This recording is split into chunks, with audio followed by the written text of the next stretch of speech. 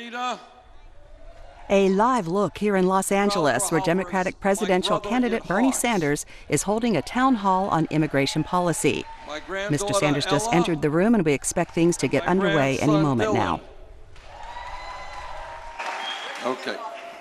Okay, please, everyone sit. Thank you so much for coming.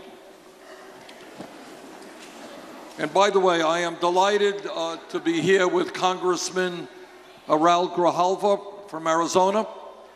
I think all of you know that Raul has been, throughout his political life, one of the leaders in the Congress in the fight for immigrant justice, in the fight for racial justice, in the fight for economic justice and social justice. So, Raul, thank you so much for what you have done for our country. Let me just say a very few words, and then we'll get the panel going.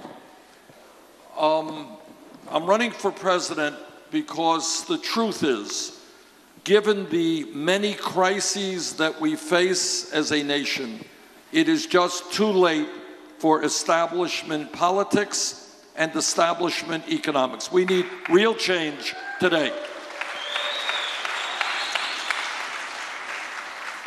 And it is not credible to me that we can have candidates who take millions of dollars from Wall Street and other special interests and then tell us they're going to stand up to those powerful special interests and create a government that works for all of us.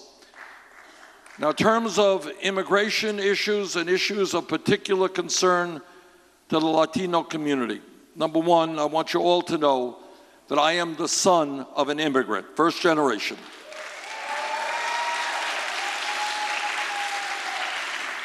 My father came from Poland at the age of 17 to escape poverty. He came to this country with no money.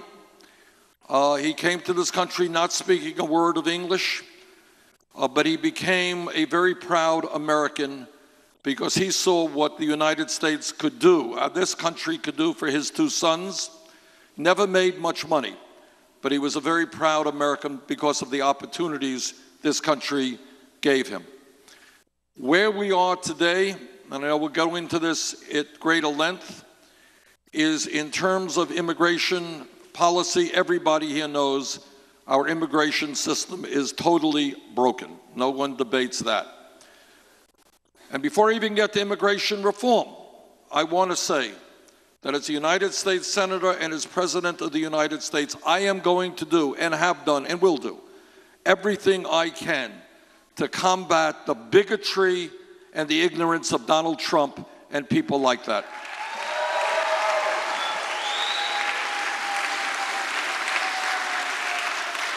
All of you know who know American history, the struggle that this country has gone through for hundreds of years to fight against discrimination. We had to deal with slavery.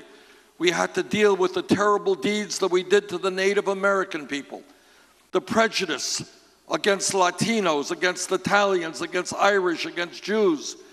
And we had hoped, especially after electing the first African-American president in our history, that the blatant bigotry that we're seeing today was behind us.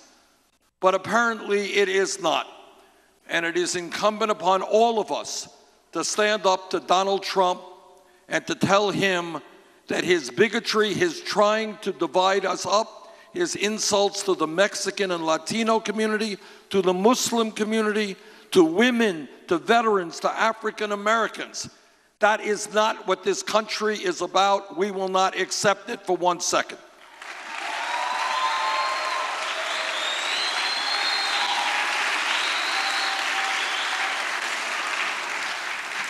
Secondly, everybody here knows we have 11 million undocumented people in this country.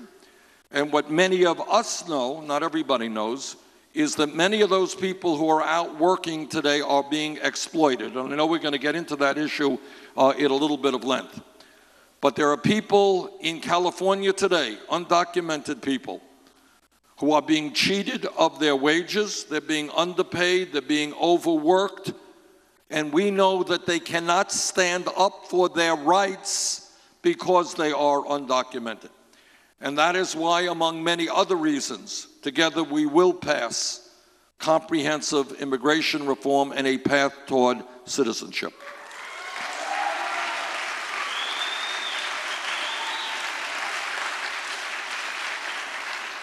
I was at, I don't know if any of you have been there, probably you have, but to Friendship Park in San Diego. People been there? And it's a park located right on the ocean, and in one sense it is a beautiful area. You're looking right out to the Pacific Ocean. On the other hand, it is a very tragic and sad location because there is a fence there. And apparently, as I understand it, on weekends, they open up the fence and they allow people from both sides to come together. But the fence and the screening is so tight that people cannot embrace each other.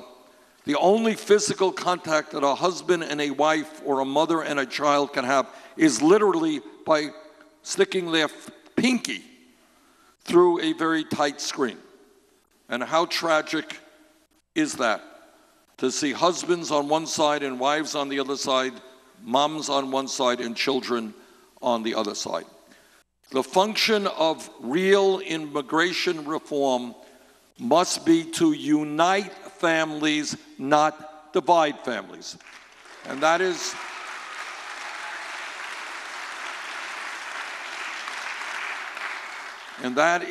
why we will end the current ill-advised deportation policies that currently exist.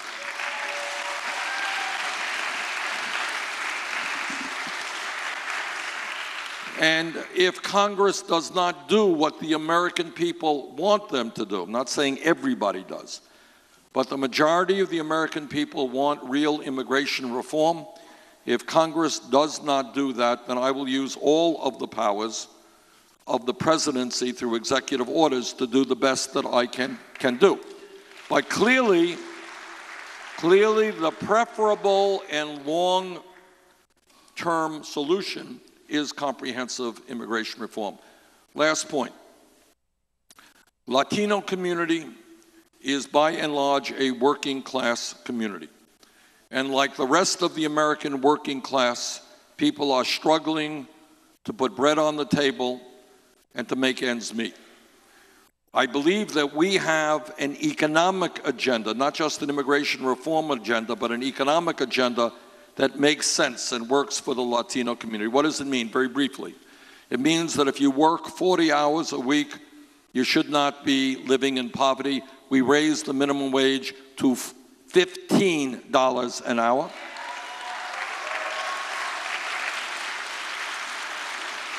And we make sure that women get equal pay for equal work.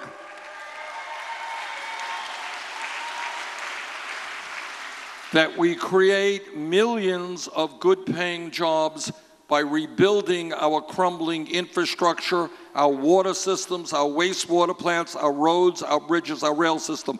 We can put 13 million people in this country back to work at good wages and make this country more productive and safer.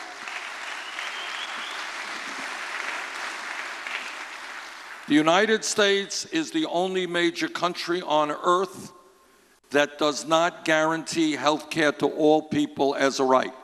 I live 50 miles away from the Canadian border in Burlington, Vermont.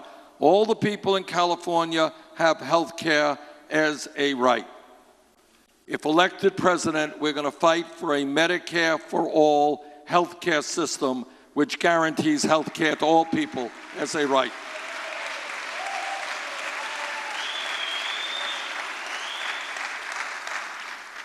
We have hundreds of thousands of bright young people in this country who cannot afford to go to college, and many others who are leaving school $30,000, $50,000, $70,000 in debt. In the year 2016, when we talk about public education, we should understand that that must mean making public colleges and universities tuition free.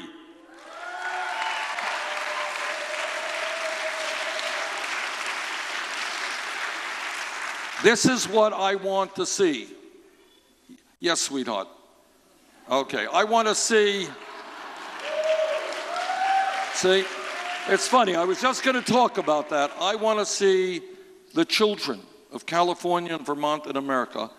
I want to see those kids who study hard and do well in school. I want to see those children know that if they study hard, they will be able to get a college education regardless of the income of their families.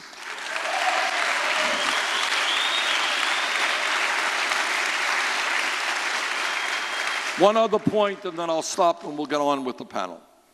And I know that many of you are deeply concerned about our criminal justice system, all right? And you should be, because it's a broken system. We have a broken immigration system. We have a broken criminal justice system. Here's the facts. The facts are that in this country today, we have more people in jail than any other country on earth. You all know that? We have 2.2 million people, disproportionately African American, Latino, and Native American. Now here's something else that we have in this country. We have communities in our inner cities, African American communities, Latino communities. We have communities in rural America where the youth unemployment rate is 30, 40, 50%. That means you have kids who are 17, 18 years of age. They leave high school, and you know what? There are no jobs available to them. And when you have young people who have no jobs, who are not in school, who are hanging out on street corners, bad things can happen.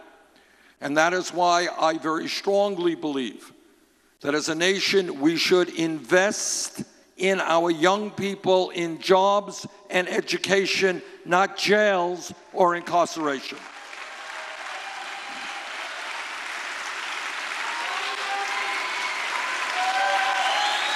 Okay, that's a little bit of what I wanted to say. Arturo, you take it away. Thank you, Senator. And before we get started with the first panelist, I want to recognize one of the very first elected officials that came out in support of Senator Sanders' candidacy, and that's Council Member Gil Cedillo. If you could please stand.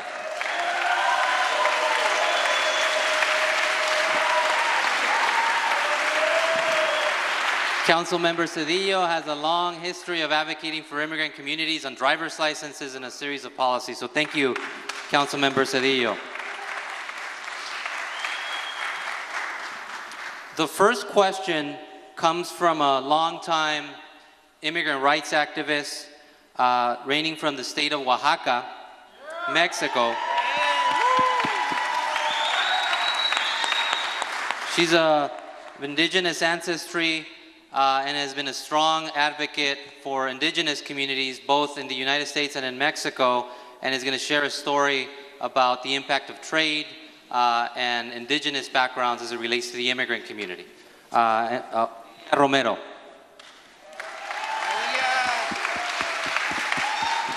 Padiurs, Benes Anna Sanders. Just krente ko baben orat shal juchup shundija that chak chevenachnga. I will interpret for myself now. Very good, because I haven't a clue what you said, so it'd be. Good afternoon, Senator Sanders. My name is Odilia Romero, indigenous Benerron. I was born in a Mexican state with the largest indigenous population, the state of Oaxaca. My community is up in the highlands, where we say in my native language, we wake up walking through the clouds. We are the people of the clouds. Out of the 68 indigenous languages that are spoken in the Mexican Republic, 16 are spoken in our state. Mexico is a multicultural, multilingual country where 7.2 million Mexicans speak an indigenous language, and 11.3% speak only an indigenous language. One out of five Mexicans is indigenous, according to the Mexican Human Rights Commission. I come from a sacred place where now very few people live. It's a ghost town. Because most of us are here in Los Angeles. Indigenous communities are rich in culture and natural resources. However, every day we are forced to leave to the U.S. due to U.S. agricultural dumpings, military aid, and the drugs on drugs. And our lands are being taken by transnational companies, many of them U.S.-owned. When we stand up for our land and human rights, we are threatened with death by the Mexican police and army, as we saw the 43 missing students in Guerrero, in Ayotzinapa, who were mostly indigenous.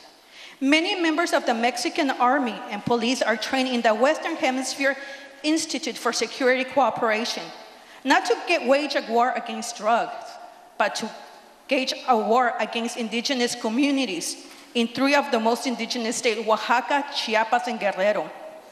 Many of us are forced to have starvation salary working for US companies in Mexico. We go from being landowners to becoming low-wage workers. That is the reason why we come to the US. It's the economic policies. In the US, we are in the same condition. We make more than 20% of the agricultural labor force in California.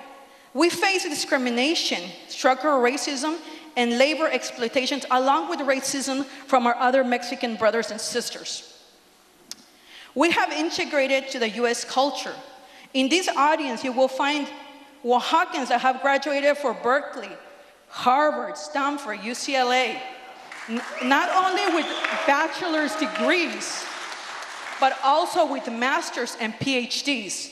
We contribute economically and culturally to the social fabric of the United States. We are proud to call ourselves American because we are the original owners of the American continent.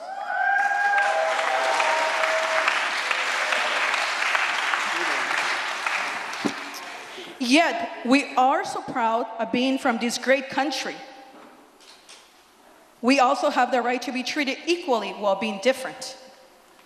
For this reason, I ask you, what will you and your team do to build a broad, inclusive coalition that acknowledges our diverse community and create policies that recognizes indigenous people's right to stay home and making migration voluntary instead of a forced necessity? Will you ensure that we renegotiate NAFTA so it no longer leads to poverty and displacement in our communities in Oaxaca? And prohibit any future agreements like TPP that increases unemployment, low wages, poverty, and displacement of indigenous people all over. Thank you and welcome to Oaxaca, California. Thank you. Gakarencho Berni. Can everybody repeat Gakarencho Berni? And you're gonna say, Gakarencho de. Gakarencho Berni. Thank you. Thank you. Well, thank you for your presentation. You covered a whole lot of area. All important, truly important. You know, one of the things, let me start off at the end and we'll touch on some of the other issues, not all, but some of them.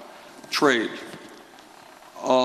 Our current trade policies, going back to NAFTA, have not only been a disaster for workers in this country, they have been a disaster in terms of NAFTA for workers and farmers in Mexico.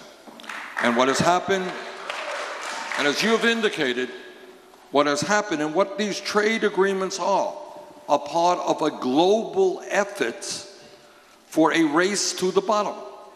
Some of you remember a guy named Jack Welch. That name mean anything to you? Welch was the former head of General Electric, one of the largest corporations in America. This is what he said. This is what he said before he got a $400 million retirement package. What he said is, if I had my druthers, if I had my wishes, I would put our manufacturing plants, GE's manufacturing plants, on a barge, on a boat. And I would take them to those parts of the world where wages were the lowest. And if somebody could go lower than Mexico, we'll go there. If you go lower than China, you go to Vietnam. If you go to lower in Vietnam, we'll find the place in the world where we can employ people for pennies an hour. So you're looking at somebody unlike Secretary Clinton, who opposed all of these disastrous trade agreements, which have cost us millions of jobs. Now, that is what those trade agreements have done in this country. What they have done in Mexico is to drive small family farmers off of their land. There are communities in Mexico where you no longer can find men there or farms there because they have shut down because they're unable to compete against cheap corn coming in from the United States. So you're seeing a policy which has hurt workers in this country, hurt farmers in Mexico. We will together transform our trade policies so that they work for the working people of this country, that they work for the poor people of other countries, not just for the CEOs of large corporations. That's our trade policy.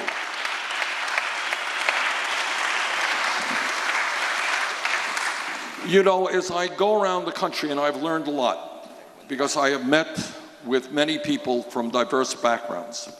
Point number one, we should be incredibly proud of the fact that in this country, unlike many other countries, we have folks from hundreds of countries in every continent on earth coming to the United States of America.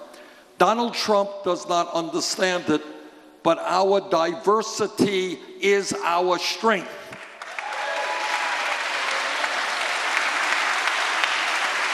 Think what your people are adding to the culture of this country. Think what people from Africa are adding to the culture of this country, from Europe, from Asia. That is our strength, and we have got to build on that strength and not allow people to attack that strength. And by that, what I mean is all of us are proud of where we come from. I just talked literally last night, to a group of Native Americans who understand that one of the challenges that their young people have is they have broken the roots from where they come from. As human beings, it is important that all of us know where we come from, that we maintain the languages that our people knew, our culture, that we protect the sovereign rights of people and the promises that were made to people. So to get to your very first question, whether it is dealing with the immigrant population or any other group, we have many problems in this country, and anybody thinks that I or anybody else who might become president knows all the answers, you're very wrong. The people who know the answers are the people who are doing the work, who are living the lives every single day. And what a good leader does, what a good, smart leader does for his or her own self-interest, you bring in the communities to say, all right, what do you see the problems? What do you see the solutions? How do we go forward? That has always been part of what I have tried to do, and certainly that is what I would do with the immigrant population. Thank you.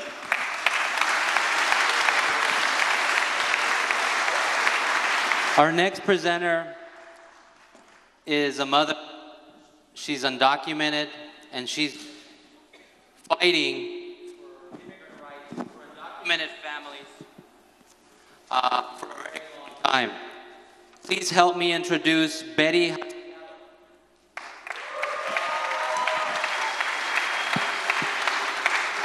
Hi, my name is Betty Jaspiado, and I'm an undocumented mother. I could be a DAPA parent, but you know what happened, so I just have a hope. I've been living here for 30 years, and I never have that hope that I'm gonna be a citizen.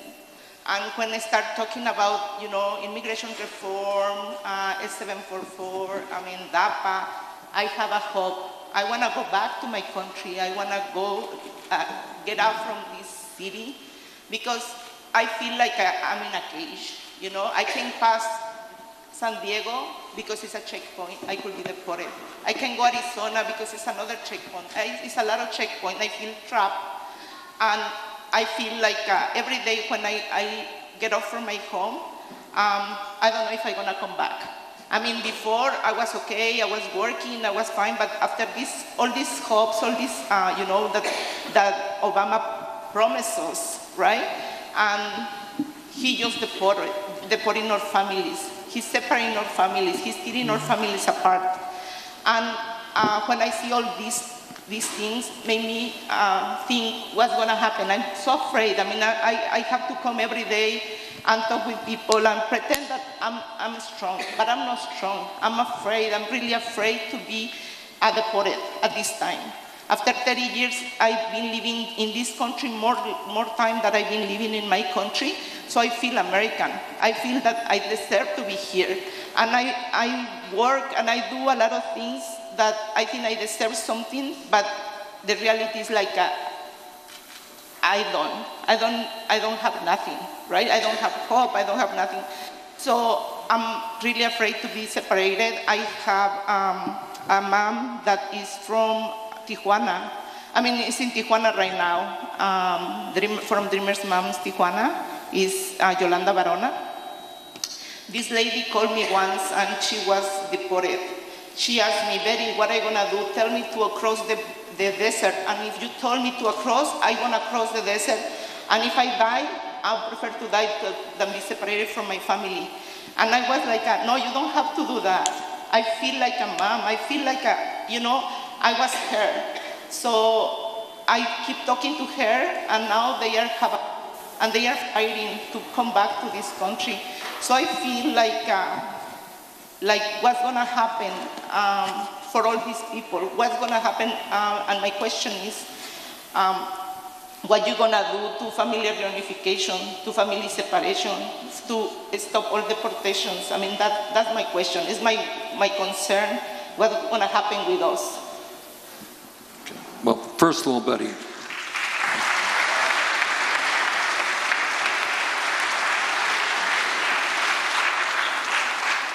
thank you for your courage, and thank you for your willingness in your own difficult times to help other people. All right, so number one is our immigration policy must be to unite families, not to divide them. I will end the deportation policies that currently exist, so you do not have to live in fear.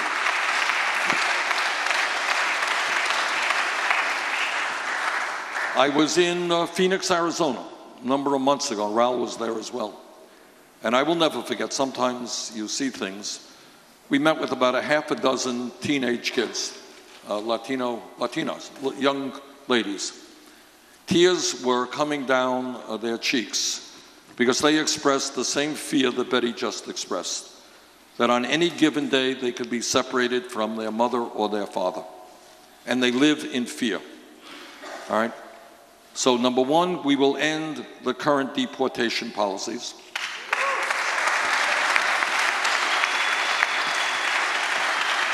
And number two, we will fight for the comprehensive immigration reform that we need. You've been in this country 30 years. Well, if you have been in this country 30 years, you are an American in every sense, and we have to make that legal as well.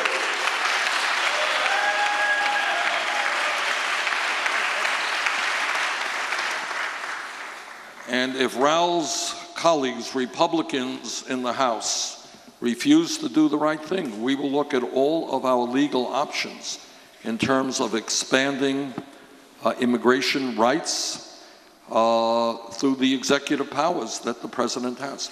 So that's what we will do. But thank you very much. Raul, did you want to add anything to that? Or? I think you more than covered it, Senator. Okay, thanks. Okay. And our final presenter is a representative of a day labor network that organizes immigrant workers all throughout Southern California and has been doing this for a very long time. He's a well-recognized leader all across the country. Please allow me to introduce Pablo Alvarado. Adelante. Gracias. Gracias, Arturo. Buenas tardes, Senator Sanders. Buenas tardes, compañeros y compañeras. I am a Mexican from El Salvador. So I can say Bienvenido a la Casa del Mexicano, Senator Sanders. Welcome to the Casa del Mexicano, and welcome to Los Angeles, a city that is in the road to becoming a full sanctuary city. We're not there yet. Isn't that right, Councilman Cedillo? We're in that way, right? Even if Donald Trump doesn't like it, we are going to become a full sanctuary city.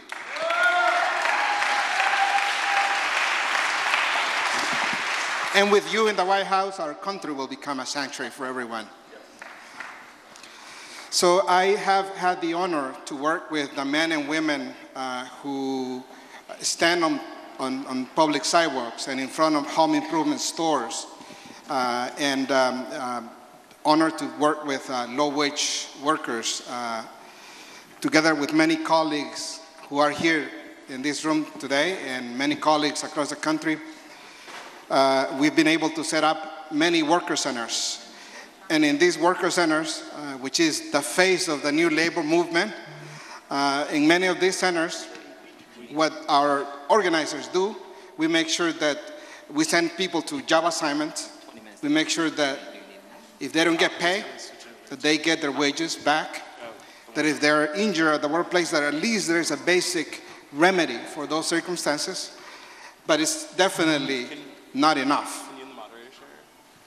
We connect, my organization connects 70 of these worker centers. So we make sure that at least in these centers, that the rights of workers are respected. And not just their rights as workers, but their immigrant rights as well. Before being immigrant, people are workers, and the rights of workers don't end at the US and Mexico border.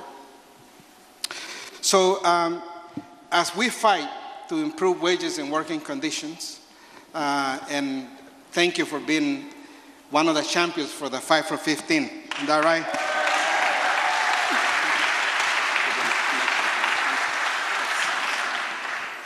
But there are many abuses that go unanswered in this, in our country. And every day, millions of dollars are stolen from workers. And somehow, our country has made the decision, our country has built an incredible infrastructure to persecute the young man who steals a candy at a local store, particularly if that man is a young person of color. We have an incredible infrastructure. Our city spends half of our budget in police officers and persecuting people like that. But the infrastructure to persecute employers who steal the workers' wages is very minimum. In California itself, there's one investigator per county that the State Labor Commission has. It doesn't really make sense. So as much progress as we've made nationally in pushing for the 5 for 15, we got to make sure that those decisions that our council members have made at the local and at the state level get enforced. And as a representative of immigrant workers, the best way, one of the best ways to start making sure that we enforce those laws is by making sure that every undocumented worker who is cheated of his or her wages, every undocumented worker whose workplace rights are violated, that they have an opportunity to fix their immigration status. When an undocumented migrant is a victim of a violent crime, they can apply for a U visa. So what about if they are victims of a workplace violation? Why shouldn't they? Would you support that effort, Senator Sanders? Absolutely.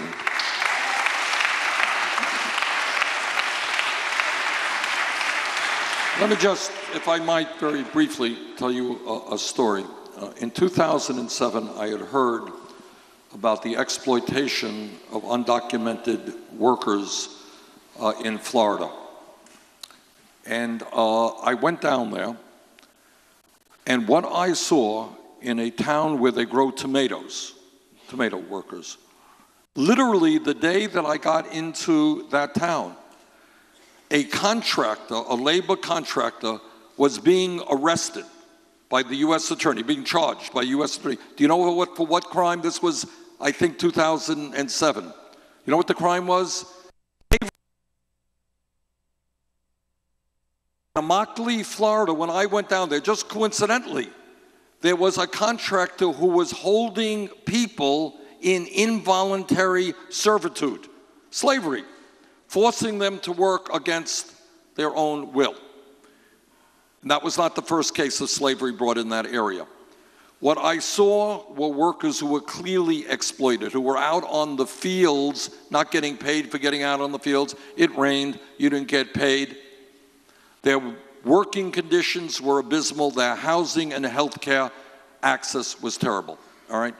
Now, I need your help on this. I want to ask you a question. My impression is we just came back from the Delano area, where I had the opportunity to go to the home where Cesar Chavez was on his hunger strike in order to protest the exploitation of farm workers and pesticides that they were exposed to. My impression is that even today, while the situation is better than it was when Chavez was active, that today thousands of workers are being cheated from their wages as farm workers. Is that accurate? All right. All right. I'm sorry? Right. And the reason, and I know this is what you are combating right now, is if you have no legal rights and I pay you $3 an hour, what are you going to do about it?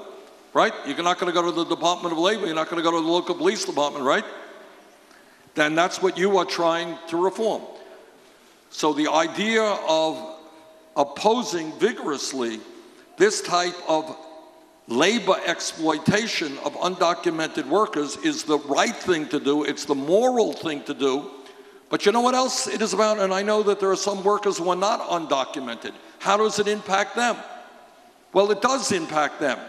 Because if employers can pay workers starvation wages and have no rights, why am I going to pay somebody else a living wage? It is part of what we call the race to the bottom. So we have got to fight to make sure that undocumented workers get treated fairly and have real recourse. Your recourse is somebody cheats them, that gives them legal status. Is that what you're saying? Good. I think that makes sense. And by the way, unless I'm mistaken on this, you got employers out there who are laughing all the way to the bank, right? I mean, they're ripping off workers, making a whole lot of money rather than paying legal wages, and we have got to deal with that, and we have to hold those workers, those employers accountable. All right. So we're now going to go to a few questions from the audience. And Cesar over here, our all-star in the Latino outreach team, is going to select the first question. I want to make a statement first from one of your great supporters. Buenas tardes, mi nombre es María Pérez y vengo de Ventura, California. Y nosotros estamos soportando a Bernie en Ventura, California, en el Bella Arts, saliendo a tocar puertas porque creemos que necesitamos un presidente como usted. Somos indocumentados, yo soy madre soltera y a mí me preocupa dejar a mi hijo que está en el colegio de Santa Bárbara y no tenga quien lo soporte. Y también estoy entrando a estudiar al colegio de Santa Bárbara y a mí me gustaría saber cómo nos puede apoyar porque necesitamos muchas oportunidades y de verdad queremos un presidente como usted y lo estamos apoyando, saliendo a tocar puertas y diciéndole a la gente que salga a votar. So her name.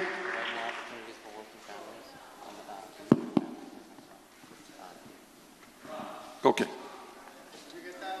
I got the first half, and then Arturo gave me the second half. So I knew I should have studied Spanish better in high school. I knew it.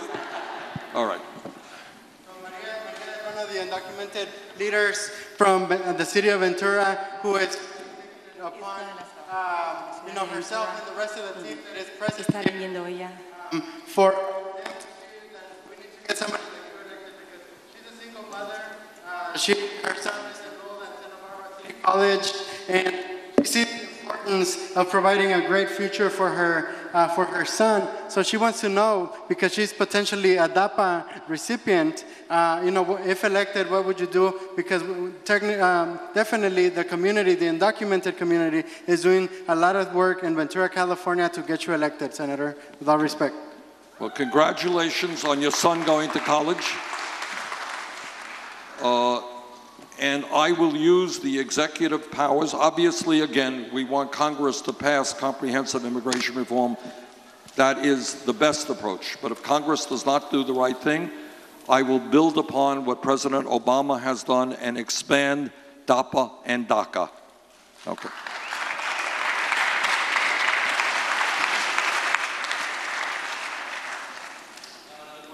Okay. Buenas tardes, soy Irma Ramírez, no soy criminal y vengo a este país con muy buenas intenciones. I'm a professor of architecture at California State University, Pomona. And sí se puede, sí se puede. I've been teaching there for 14 years, and since 2002, tuition went from being something like $1,400 to today's tuition, which is over $5,000. Now that still seems like it may be affordable for some, but for our immigrant families, that is still a really big number. Our families are working families, we work hard.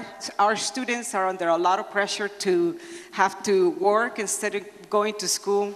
So what is your future presidency can do for us? Well, this is an issue I feel very, very strongly about. And it is an issue that I think the vast majority of the American people feel strongly about, everything that you've just said. And here is what the issue is. It's kind of what we call a no-brainer. It's not very complicated. We live in an increasingly competitive global economy. And if this country is going to succeed economically and in other ways, we need the best educated workforce in the world, right?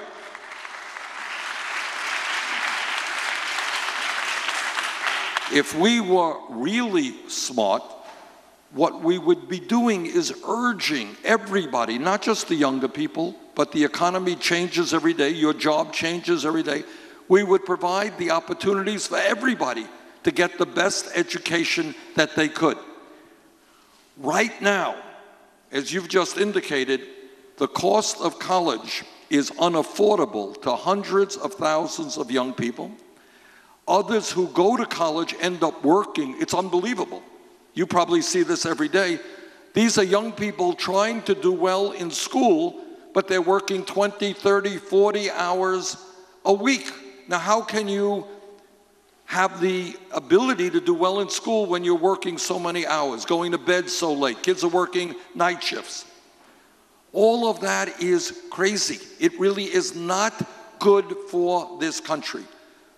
And that is why, as I said earlier, I believe that public colleges and universities like yours should be tuition free.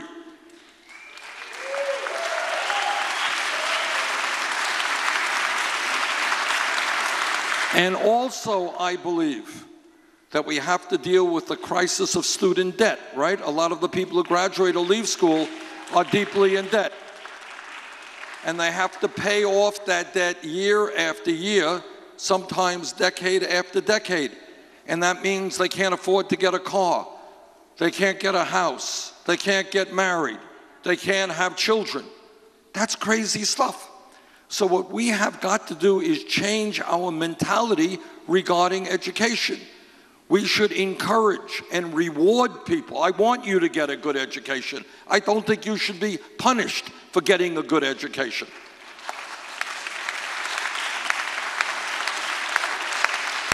Well, then people say, well, Bernie, you know, that sounds like a great idea. You're a nice guy. How are you going to pay for all that stuff? And that takes us to another issue, which distinguishes our campaign from Secretary Clinton's or anybody else's.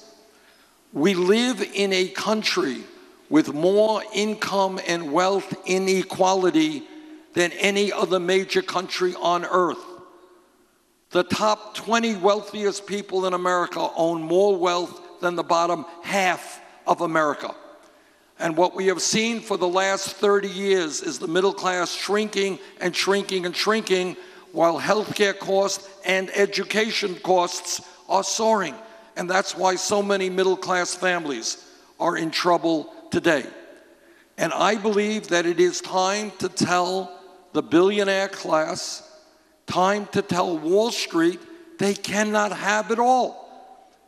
That we are going to put a tax on Wall Street speculation that will raise more than enough money to make public colleges and universities tuition-free and substantially lower student debt. This is not a radical idea. Germany, you know how much it costs to go to college in Germany today? $0. You know how much it costs to go to college in Scandinavia? $0. Chile, in fact, has moved in that direction. These countries are smart.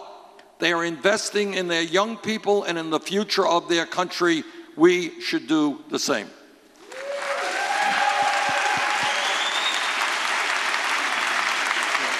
Mr. Sanders, my name is Ronnie Belize. I'm from the San Fernando Valley. I shared a little bit of my story earlier today. 40% of homeless youth in our country are part of the LGBT community. And that is a huge issue. Many of them, when I myself was homeless at 17 in Pacoima, Mission Hills, and San Fernando, not only I saw veterans who were homeless, but many of my queer and transgender youth who were undocumented. Can you, if elected president, we're working hard on that, can you commit for a path to citizenship to all undocumented LGBTQ youth who are homeless, and also with the more than 25 trans women of color who have been murdered last year? Can you make family acceptance and also trans awareness a priority as a public health issue? But let me just say this. Our job is to end all forms of discrimination. Discrimination based on color, based on race, based on sexual orientation. In this country, we treat all people, LGBT, anybody else, with equality. And the benefits that go to anybody goes to everybody. And that is my pledge to you.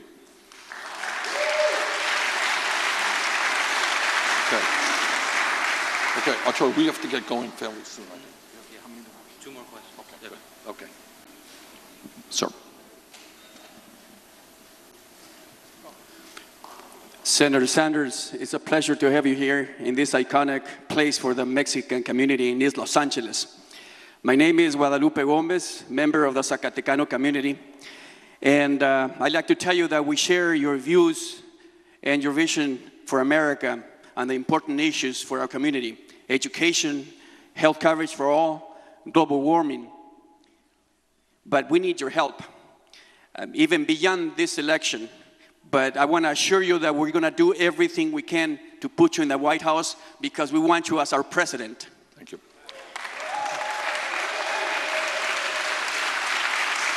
We need your help in repealing the 1996 law signed by President Clinton that criminalized our people, documented and undocumented, that has resulted in so many deportations and separations of many of our families, leaving their children behind, crying, with no one to care for them.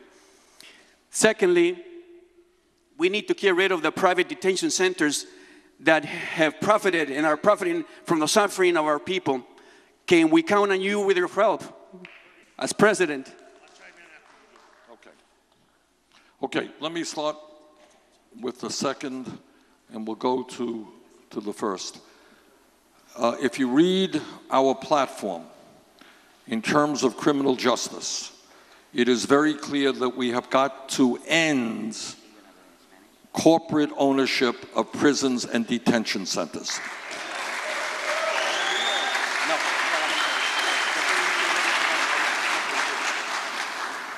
Our job should be to keep people out of jail. If you are a corporation that owns a jail, what is your incentive? You make more money by getting more people into jail. All right? So we have got to end that, and I will end that. That is one of the important planks on our criminal justice reform. And the point that you made also, I mentioned that earlier. There is a lot of pain in the immigrant community. We heard it from Betty, and I have heard it from so many people. People who are afraid of being deported, who are afraid of being separated from their children, or children being separated from their parents.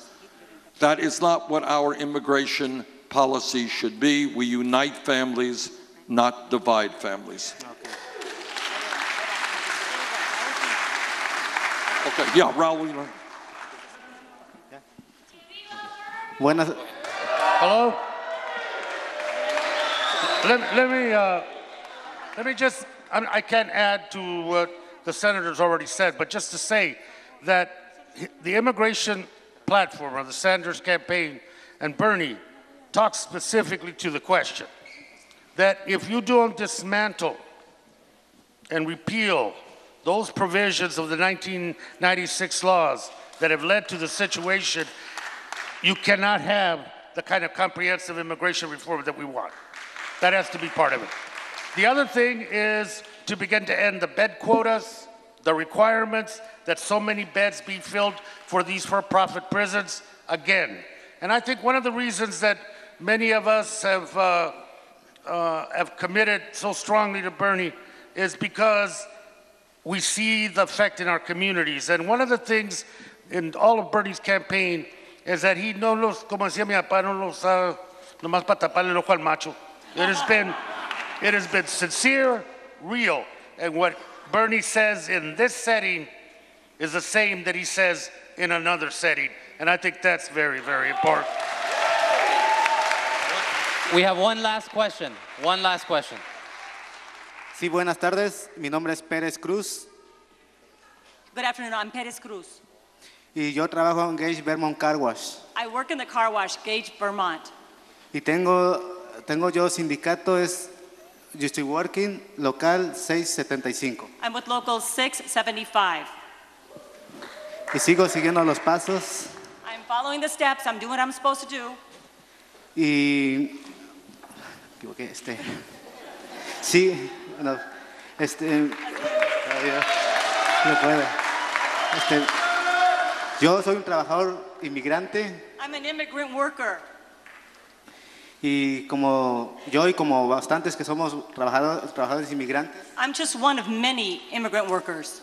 Y quisiera preguntarle a usted que cómo nos puede ayudar. All I want to ask you is, how are you going to help us? I'm going to help you. You are looking at somebody, and Raul and I have worked together on many issues over the years, but you're looking at somebody who has as strong a pro-worker voting record and lifetime activity of any member of the United States Congress.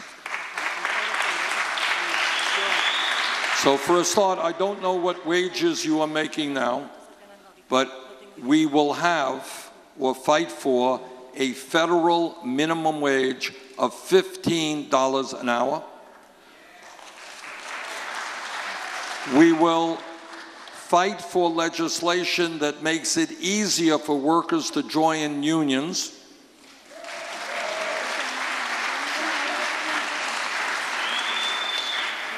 And we are going to fight to make sure that every person in this country has health care as a right, not a privilege.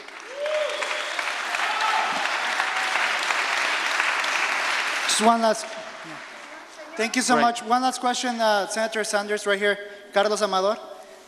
Thank you so much for coming. I think one last question. Our communities are over-policed, oftentimes because of that reason. Our communities, our members have convictions, and President Obama has said that he's reporting felons to our families. Our felons are our families. So will you give immigrants that have convictions, a second chance, and will you get ICE out of our jails? Well, let me just. I don't want to give you a definitive answer other than to say we're going to take a very, very hard look at all aspects of criminal justice. We have a broken system right now. And you're right. Let me give you one example. One example. I'm not here to speak for marijuana or against marijuana.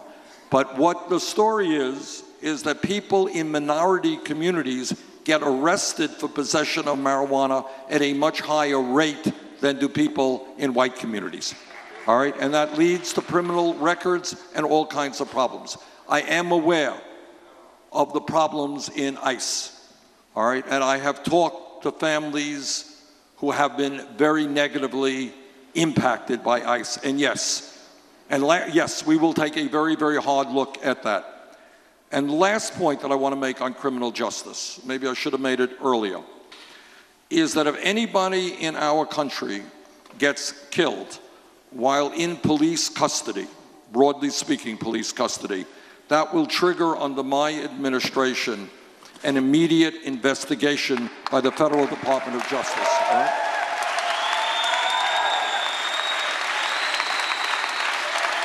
So I thank you for raising those issues. I just don't want to give you a definitive answer, but we will take a look at criminal justice from A to Z, and I do know that minority communities are in fact over-policed, and I want to see in local police departments, I want to see those departments reflect the diversity of the communities that they serve. We want to end the militarization of local police departments. There's a lot of work to do, and I look forward to working with you to make those improvements. Thank you.